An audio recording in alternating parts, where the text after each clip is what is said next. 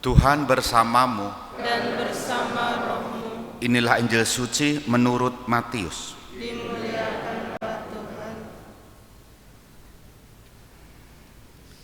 Sekali peristiwa, datanglah kepada Yesus seorang kepala rumah ibadat.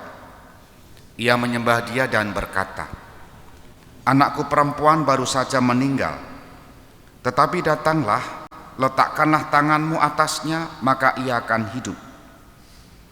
Lalu Yesus pun bangun dan bersama murid-muridnya mengikuti orang itu.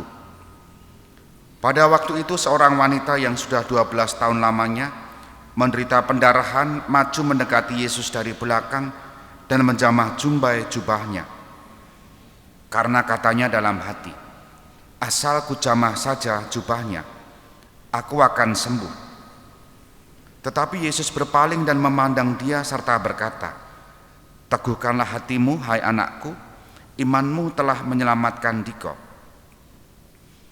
Maka sejak saat itu juga sembuhlah wanita itu.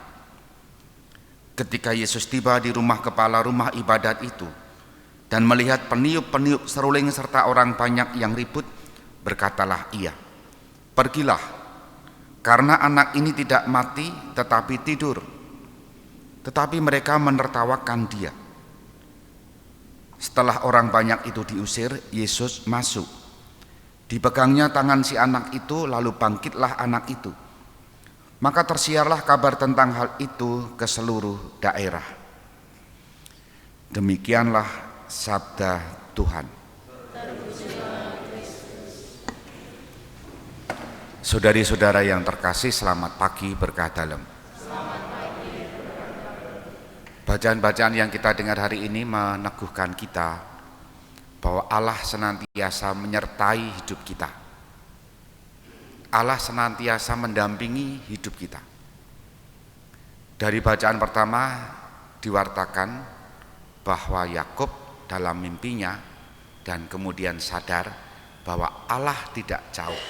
Allah ada di tempat itu dan Allah di dekatnya, meskipun dia tidak bisa melihat. Keyakinan-keyakinan itu dikuatkan, dan keyakinan itu pula lah yang terus membentuk imannya untuk berharap atas kemurahan Allah. Kehadiran Allah yang sangat nyata jelas tampak dalam kehadiran Yesus. Dalam bacaan Injil menyembuhkan 2 orang dalam satu rangkaian sehari perjalanan.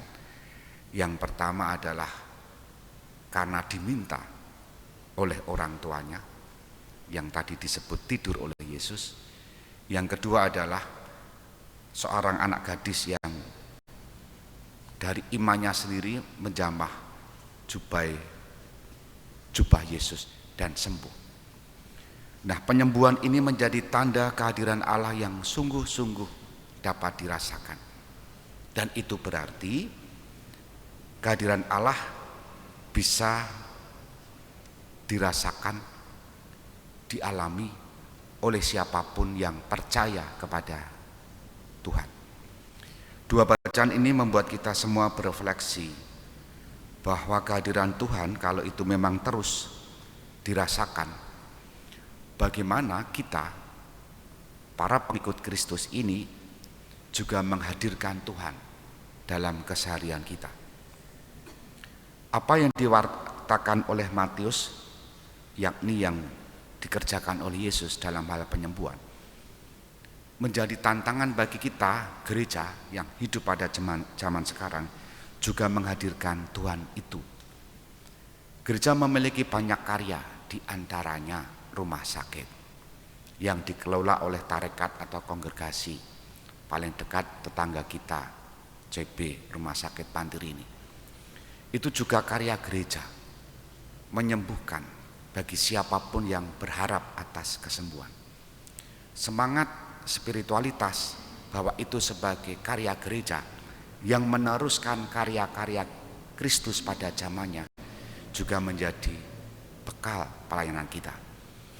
Juga ada banyak pribadi-pribadi, kelompok-kelompok yang beberapa kali juga mengatakan ini karena karya Tuhan mampu menyembuhkan, bukan karena kekuatan sendiri, tetapi karena kebaikan Tuhan melalui person, melalui kelompok tertentu, sehingga karya-karya penyembuhan itu terus berlangsung.